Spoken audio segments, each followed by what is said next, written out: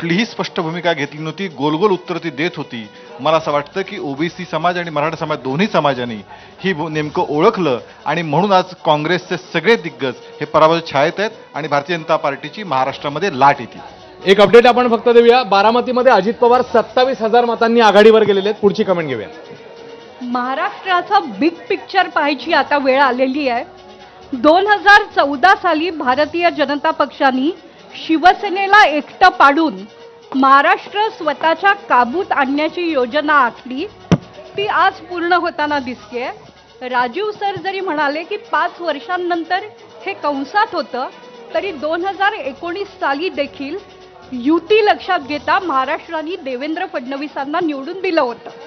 आता प्रश्न फक्त असा आहे की त्यांचं जातीगत गणित लक्षात घेता भारतीय जनता पक्ष पुन्हा एकदा त्यांना नेतृत्व बहाल करतो की वेगळा निर्णय घेतो. भारतीय जनता पक्षासमोर अजून एक प्रश्न आहे, तो आहे एकनाथ शिंदे यांना आपण नेमकं काय देता येईल याचा. एकनाथ शिंदे हे अत्यंत लोकप्रिय मुख्यमंत्री आहेत. बऱ्याच वर्षांनी महाराष्ट्राला लोकनेता मिळालेला आहे. पण कल हेच निकाल असले तर सरळ स्पष्ट आहे, भारतीय जनता पक्ष या निवडणुकीतला विनर आहे आणि हा विनर आता मित्रपक्षांसाठी त्याग करेल का, समर्पणाची भाषा बोलेल का, हा आत्ताच्या या घडीचा प्रश्न आहे. प्रत्येक वेळेला पक्षाच्या कार्यकर्त्यांना माघारी राहा असं सांगणं कठीण असतं. यावेळेला कुठेतरी पक्ष फोडले, कुटुंबात काय झालं हे सगळं विसरून जनतेने सध्या तरी मतदान केलेलं दिसतंय. 6 महिन्यात एवढा स्वीप घेणं ही फार सोपी गोष्ट नाही.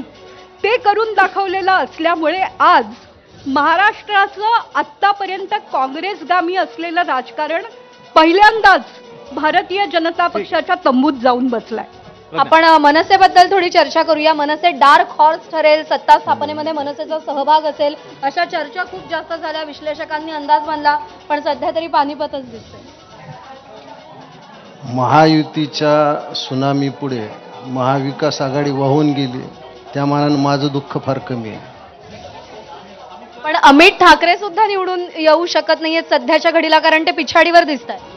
हो, भाजपनं शब्द दिला होता, भाजपनं पाठिंबा दिला होता, भाजप फिरली. आता भाजपचा हा स्वभाव नवीन आहे. मी त्यांना फिरली असं म्हणताय तुम्ही. मी केशव उपाध्यायांकडे जाईन. बर, आता हा भाजपचा नवीन स्वभाव, नवीन भाजपची नवीन रीत आहे. मी त्या सगळ्यांचं महायुतीचं अभिनंदन करतो. फक्त महायुतीनं आता मौलाना सय्यद नोमानीला अभिनंदनाचा ठराव पाठवावा. त्यांनी जर काही फार भूमिका घेतली नसती तर एवढा विजय त्यांना मिळाला नसता. सय्यद नोमानीनं जी यादी वाचून दाखवली महाविकासच्या पाठिंब्याची, ते बहुतेक सगळे पडलेले आहेत. तुम्ही भाजपावर टीका केली, मी भाजपाची कमेंट घेते. भाजपानं शब्द फिरवला असं म्हणतात. नाही, असं भाजपाने शब्द फिरवण्याचा प्रश्नच येत नाही. महायुतीमध्ये आम्ही विनंती केली होती. शेवटी महायुतीमध्ये 3 पक्ष एकत्र होतो. ती जागा शिवसेनेच्या वाट्याची होती. शिवसेनेला आम्ही विनंती केली, आशिष शेलारांनी विनंती केली, मुख्यमंत्र्यांनी विनंती केली की त्या ठिकाणी अशा पद्धतीने अमित ठाकरेंना पाठिंबा दिला पाहिजे. आमची ती भूमिका होती. पण शेवटी युती धर्म पाळावे लागतात. त्यामुळे आणि राज ठाकरेंनी लोकसभेला आम्हाला पाठिंबा दिला होता, विधानसभेला त्यांनी वेगळे ते लढलेत, सगळ्या अनेक ठिकाणी ते वेगळे लढलेत, तरीसुद्धा आम्ही या ठिकाणी जाऊन त्यांना पाठिंबा दिला होता. ही वस्तुस्थिती होती. ठीक आहे, मी पुन्हा एकदा मनसेकडे जाईन. हे पहा, आम्ही त्यांना पाठिंबा मागायला गेलो नव्हतो. आशिष शेलारनी स्वतःहून आणि देवेंद्र फडणवीसशी वाक्य, ठीक आहे, तो फिरवला, त्यांचा प्रश्न आहे. आता ह्या ताई निनावटकर ताई म्हणत होत्या की भाजपनं मित्र पक्षासाठी त्याग करावा. आम्हाला मतं दिलं नाही, ते मुख्यमंत्र्याची खुर्ची देतील काय? मला तर असा सल्ला आहे की 3 मुख्यमंत्र्याच्या खुर्च्या टाकाव्या, त्रास होणार नाही. भाजप आता भाजप नवीन भाजप आहे, शब्द पाळणारी भाजप नाही आहे आता. हे आम्हाला इथं कळालं. त्याच्यामुळे आम्हाला काही त्यांना दोष द्यायचा नाही, ज्याचा त्याचा स्वभाव असतो. आम्ही समाधानी आहोत. बाकीचे वाहून गेलेत, किमान आम्ही पाय ठेवून तो उभा आहोत. तपासेपेक्षा मी खूप सुखी आहे.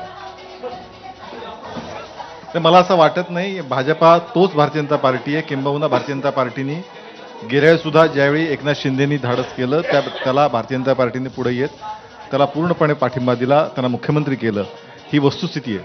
आता सुद्धा राज ठाकरे हे महायुतीचे घटक नव्हते, मनसे घटक नव्हता. तरी सुद्धा अशा प्रकारचं आपण विनंती केली. आता शेवटी ती एकनाथ शिंदे जागा एकनाथ शिंदेकडे होती, ती जागा त्यांनी स्वीकारायची की नाही त्यांचा निर्णय होता.